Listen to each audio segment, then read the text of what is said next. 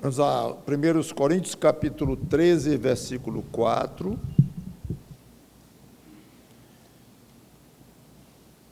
Eu acho que é a terceira pregação só sobre a parte que diz o amor é benigno. Estamos falando sobre os dons, de um por um. Começamos com o amor, estamos na sexta pregação sobre o amor, e agora na segunda característica dele, de acordo com 1 Coríntios, capítulo 13, versículo 4, quando diz o amor é paciente, já comentamos, agora o amor é benigno, e ficamos aí e vamos hoje concluir essa parte do benigno. Na semana passada, depois de ver a necessidade de sermos benignos, mostrando em várias partes das Escrituras, eu fiz a pergunta, lá na pregação atrasada, por que é tão difícil nós sermos benignos? Se é algo extremamente agradável a Deus, é o que Deus quer para nós, faz bem ao coração, faz bem à mente, faz bem à alma, faz bem aos outros, tudo só tem vantagem, não há uma contraindicação para sermos benignos, nenhuma. Mas não somos, na medida em que deveríamos, não passamos nem perto. Temos muita dificuldade de ser benignos, de fazer o bem. Não é que não fazemos nunca, sim, fazemos, mas com muita dificuldade, vocês sabem. Então, eu perguntei por quê, e coloquei a resposta em duas grandes partes. Primeira, porque nós somos maus, nosso coração é mau. Então, foi o assunto nosso da pregação passada. Então, hoje é a segunda parte da resposta. Por que é tão difícil? Porque o mundo é mau, o sistema é mau, as pessoas são más. Se cada um de nós fosse mau dentro, a natureza pecadora e tudo mais, como já comentei, mas todo mundo ao redor fosse bom, benigno, claro que nós ainda faríamos mal, porque nosso coração, sendo mal, vamos fazer o mal. Mas, obviamente, a nossa maldade ia ser muito resistida, não ia ser bem-vinda, e obviamente, a falta de maldade ao nosso redor, ou de pecaminosidade ao nosso redor, iria ser um fator para inibir de uma maneira muito forte a nossa maldade. Claro, nós seríamos empurrados para fazermos o bem, pelo menos de uma maneira mista com a nossa maldade. Mas isso é teórico, não acontece.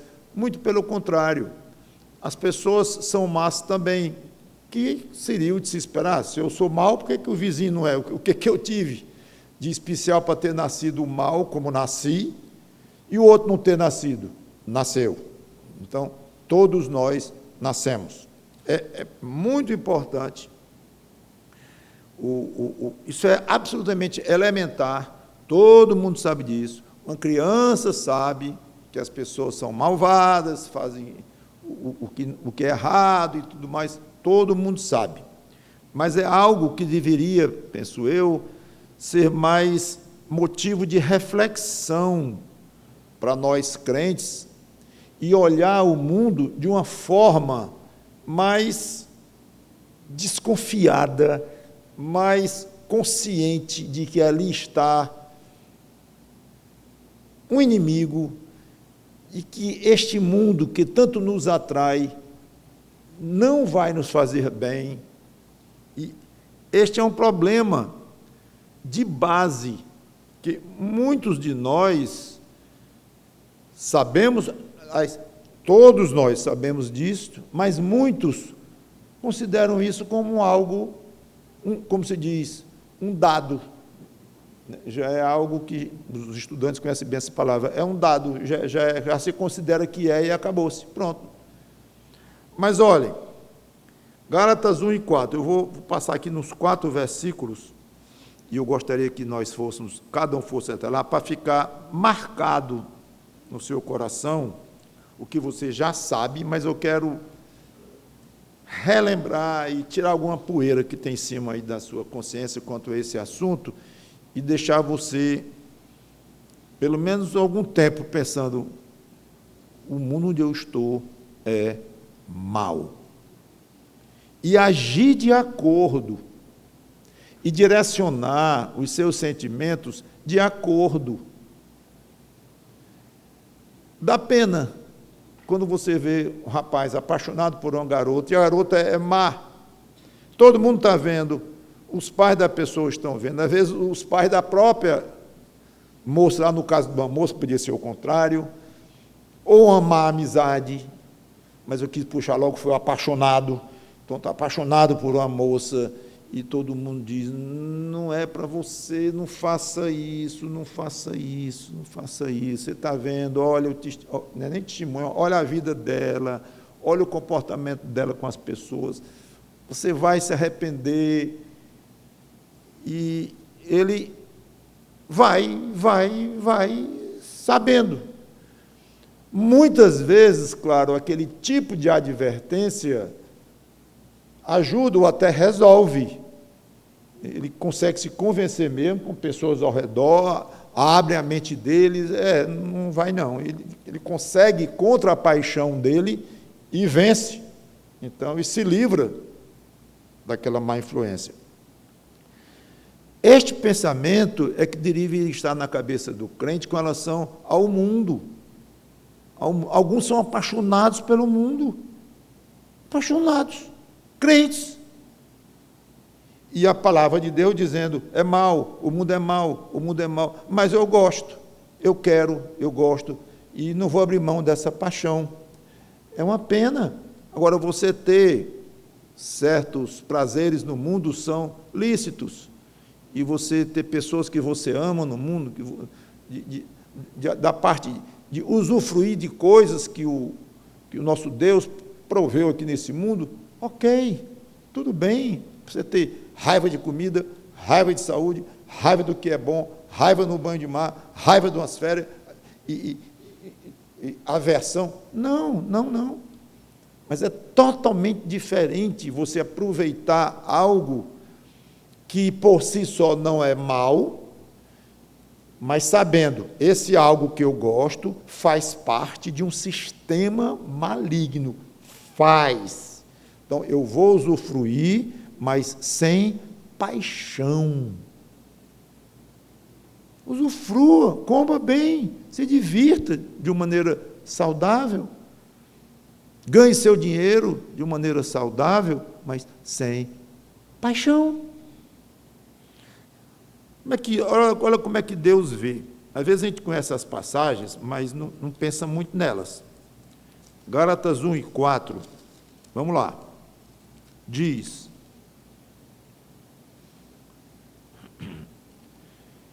falando do versículo 3, graça e paz a vós outros, da parte de Deus, nosso Pai, e do Senhor Jesus Cristo, no versículo 3, né? E no 4, o qual, falando de Cristo, se entregou a si mesmo pelos nossos pecados,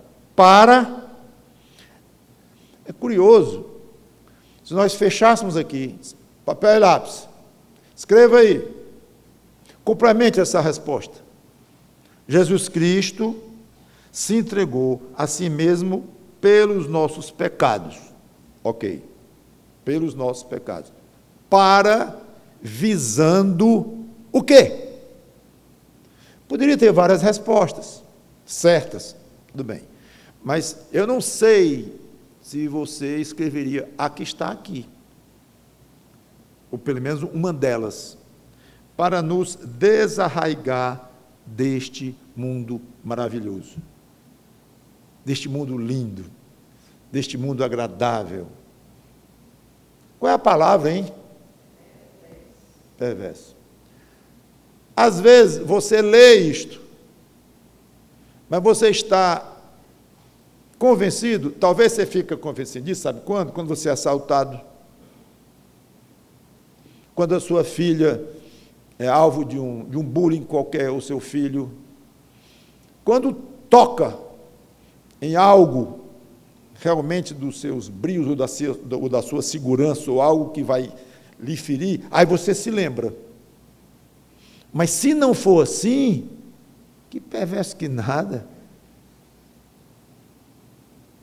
Você não enxerga, não vê, não sente, e está errado. Você tinha que sentir, que ver, que se convencer. Pastor, eu vou me forçar a isso? Talvez. Não sei se eu usaria essa palavra, não, mas é muito lícito. Muito lícito. Senhor Deus, me ajuda a enxergar este mundo com os teus olhos. Cristo morreu por você para lhe desarraigar. A palavra aqui é muito forte, é arrancar. Ela é uma palavra que tem um prefixo negativo junto com outro. Essa outra palavra é agarrar, abraçar, tomar para si. Aí tem uma partícula negativa que indica o contrário, e a ideia é o contrário, então, de agarrar, ficar para si, tomar para si, é para lá, sai daqui. Esta é a palavra. Cristo quer nos arrancar deste mundo perverso. Esse é o sentimento que tem no crente. Se não for com muita frequência e de uma maneira quase contínua, a dificuldade dele fazer o bem vai aumentar muito, viu? Vai aumentar muito. Porque ele está gostando e meio apaixonado por um sistema que é mau, perverso. Então, ele vai fazer o bem neste tipo de ambiente, ou entregando o seu coração para este tipo de paixão. Jesus, Mateus 6,34, não precisa ir lá porque eu vou ler, vocês conhecem a passagem. Basta ao dia o seu próprio mal, lá em Sermão do Monte. Mal, lembrando que os dias, todo dia tem maldade ao nosso redor. Nós vivemos submersos num mundo de maldade. Efésios 5,16, não precisa ir lá, eu quero no 2 Tessalonicenses, mas aqui Efésios 5,16 diz, os dias são maus. Curioso que a palavra maus aqui, no grego, é diferente da palavra que Jesus usou para dizer que basta a cada dia o seu mal. Então, Jesus chamou cada dia de mal, usando uma palavra. Paulo, em Efésios, diz, os dias são maus. Então, está repetindo, sim, não, sim, porque é a mesma ideia, e essas duas palavras têm algo de sinônimas, mas elas não são iguais, são palavras que significam ruins, perversas, iníquas, e algumas sutilezas que uma não tem, a outra tem, elas se somam, mas as duas foram usadas para descrever os dias. 2 Tessalonicenses 3:2, tem uma palavra que eu achei interessante, que diz assim, 2 Tessalonicenses 3:2, para que sejamos livres dos homens, agora não é nem do mundo, hein?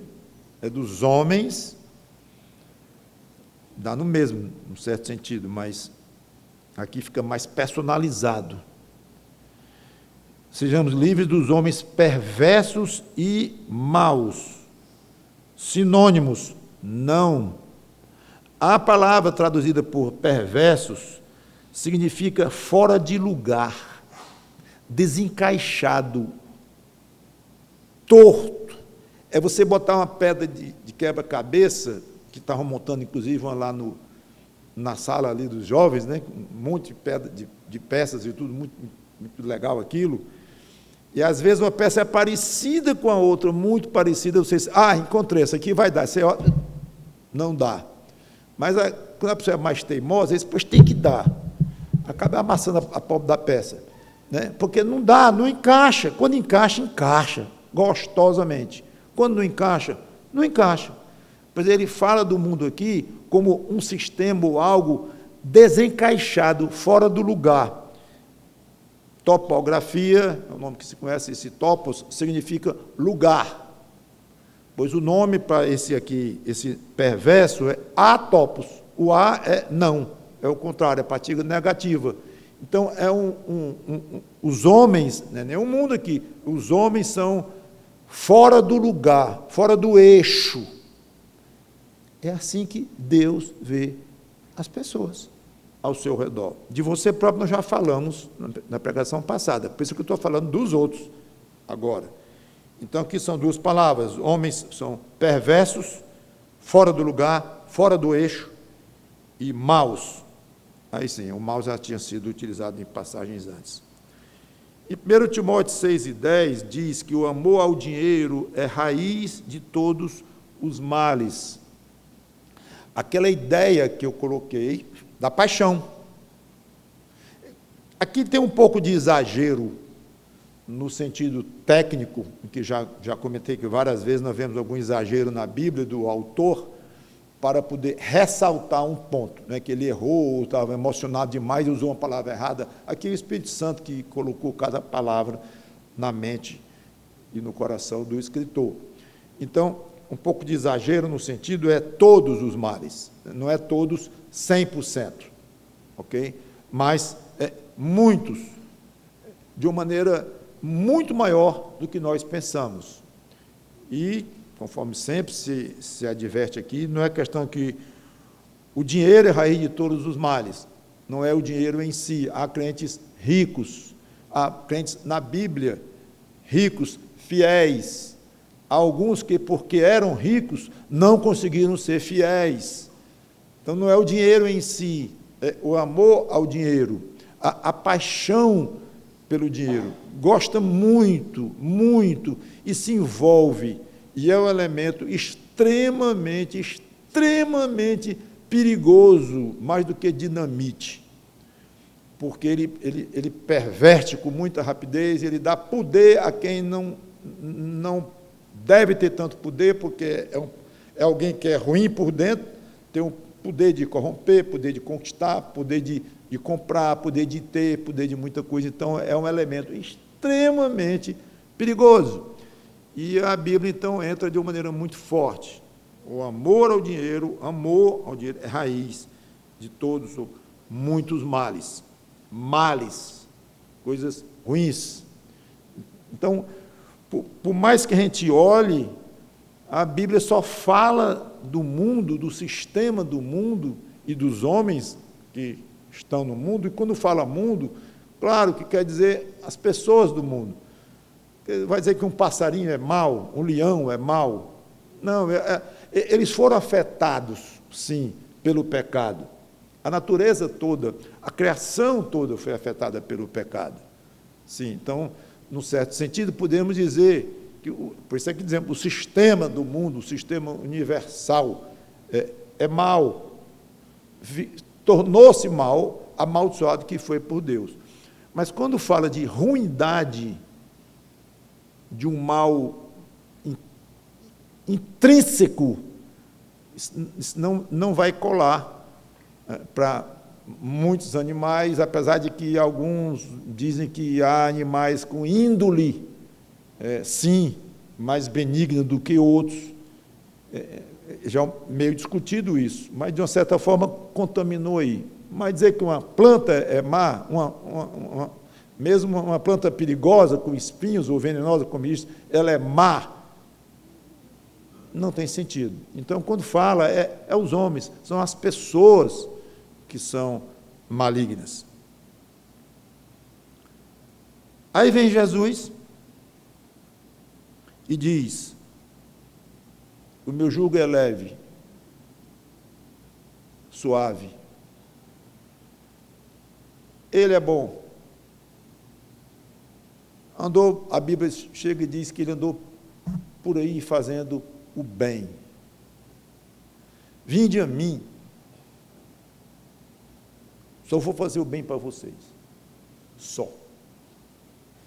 Ele vem e oferece isso abertamente, não de uma maneira misteriosa, como a Bíblia tem algumas coisas difíceis de perceber, o próprio Jesus Cristo no Velho Testamento, a maneira como falam dele, os profetas, a questão da Trindade, muitas coisas não são tão fáceis de ser percebidas, mas está aí uma que uma criança entende.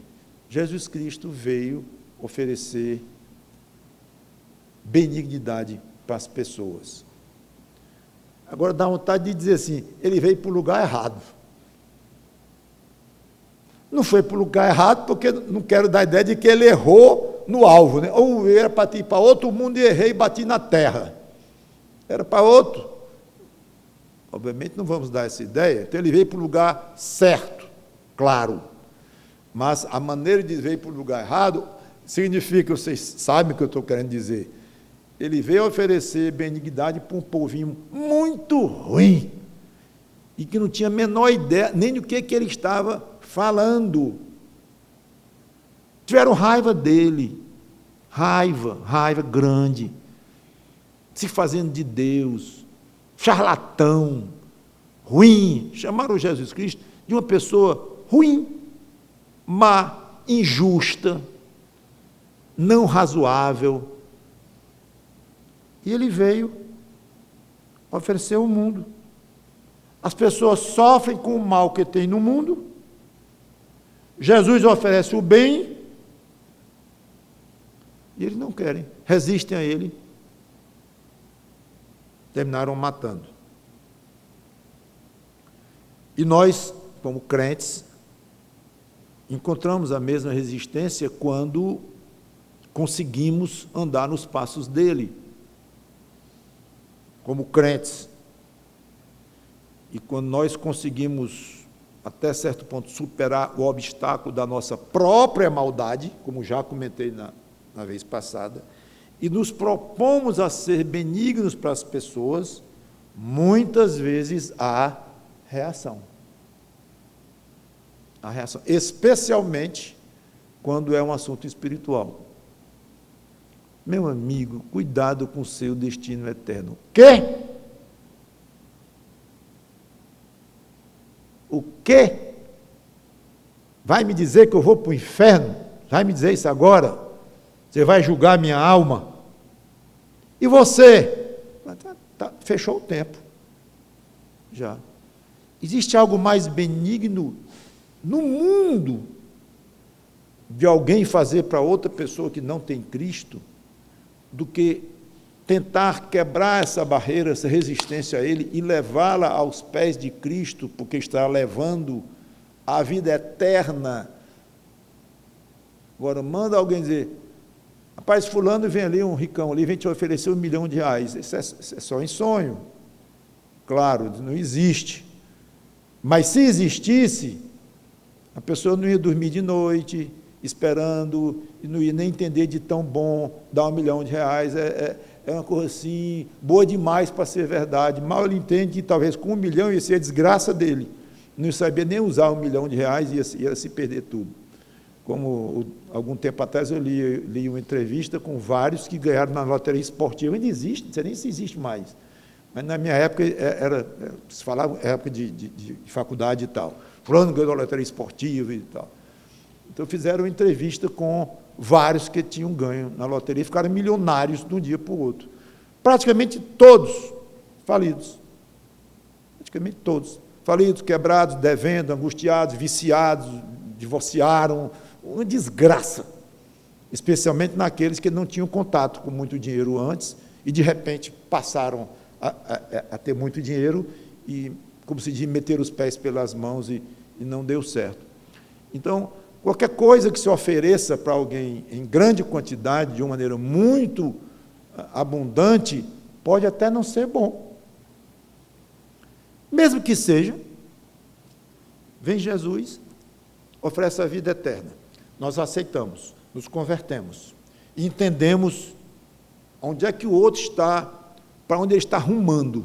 O nosso pai, a nossa mãe, o nosso amigo, ou até um desconhecido na rua, mas nós temos pena.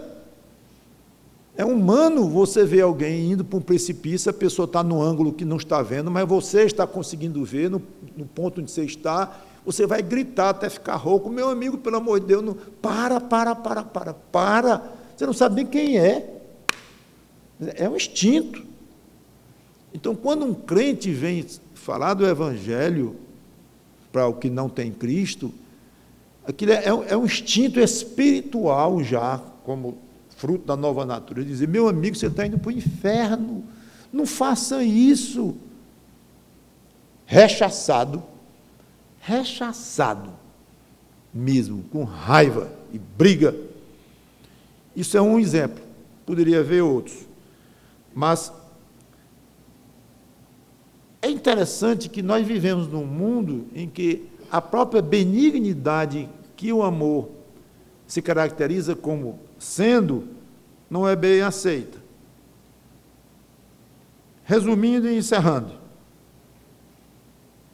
e agora voltando para as 3 mensagens, essa e as dos anteriores, focando em benignidade e concluindo. Amar e ser benigno neste mundo é nadar contra a correnteza. Primeiro, por causa do mal que tem em você. Segundo, por causa do mal que está abundante ao seu redor. É nadar contra a correnteza.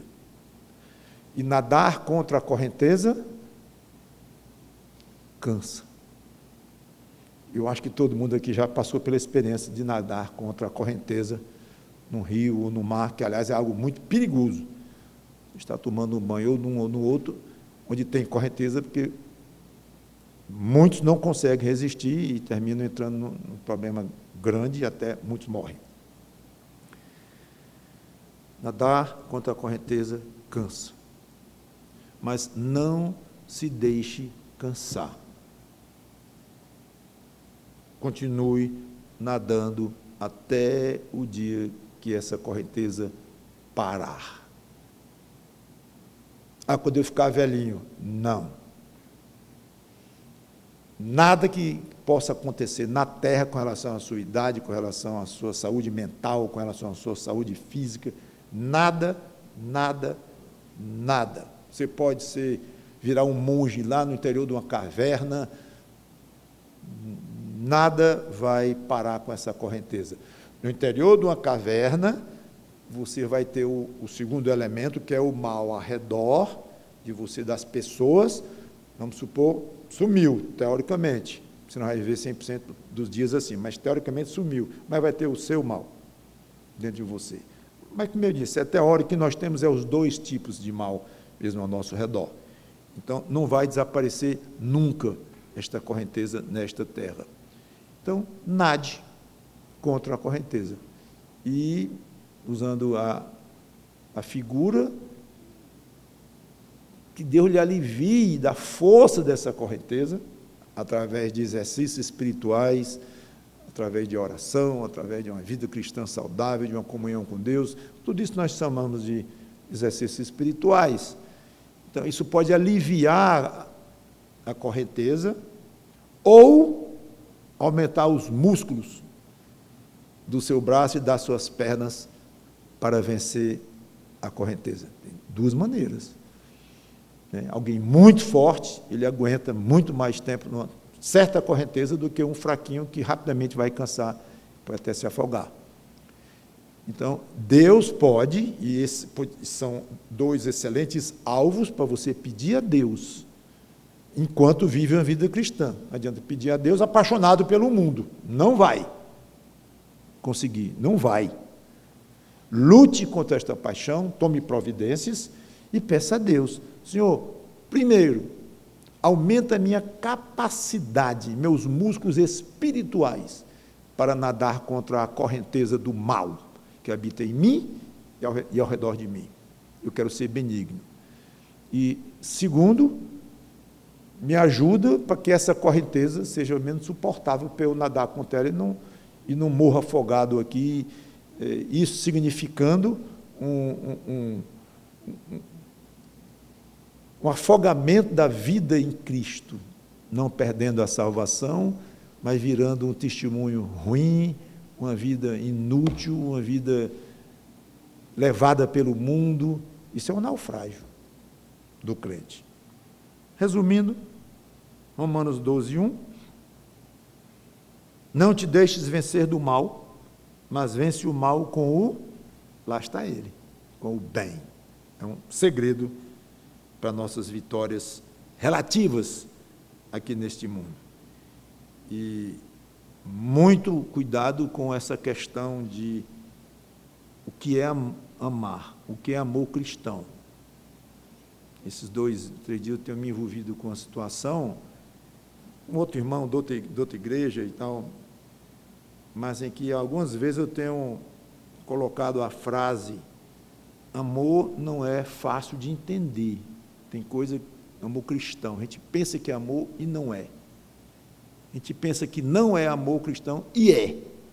Então, não é muito fácil até a concepção de amor cristão. Solução para entender isso melhor, estudar 1 Coríntios 13, que é o que nós estamos vendo, ver passo a passo do que é amor. Então, simpatizar, gostar, isso não significa amar, mas ser benigno, entre outras coisas. Que Deus nos ajude a decorar, pelo menos que tem memória para isso, decorar essas características do amor, botar na frente dos olhos e do coração e dizer: Senhor, eu quero perseguir o amor cristão em todas as suas atribuições, em todas as tuas virtudes. Benignidade, é uma delas. Quando for dormir, todo dia, seria um exercício muito interessante. Eu fui benigno hoje? Para quem? Para a humanidade. Ótimo. Mas procure ser mais específico, se puder. Né? Para a natureza. Não, fui benigno para aquela pessoa lá no trânsito. Que eu não sei nem o nome dela, mas fui. Ou então para o fulano, meu vizinho de carteira lá no trabalho. Fui benigno. Para o meu filho, para a minha mulher, ou para o meu inimigo, que hoje me deu uma pesada. Mas fui benigno. Procuro identificar. E vice-versa. Fui maligno, prejudiquei alguém, fiz mal, identifique. De uma maneira, se possível, também precisa, para poder combater melhor o mal e cada vez ter mais benignidade dentro do coração. Vamos orar. Obrigado, Senhor Deus, pela Tua palavra, que o Teu Espírito Santo nos ajude a ser benignos com a pessoa, com as pessoas, como Cristo foi, o máximo que nós pudermos ser neste mundo perverso. Em nome do Senhor Jesus Cristo. Amém.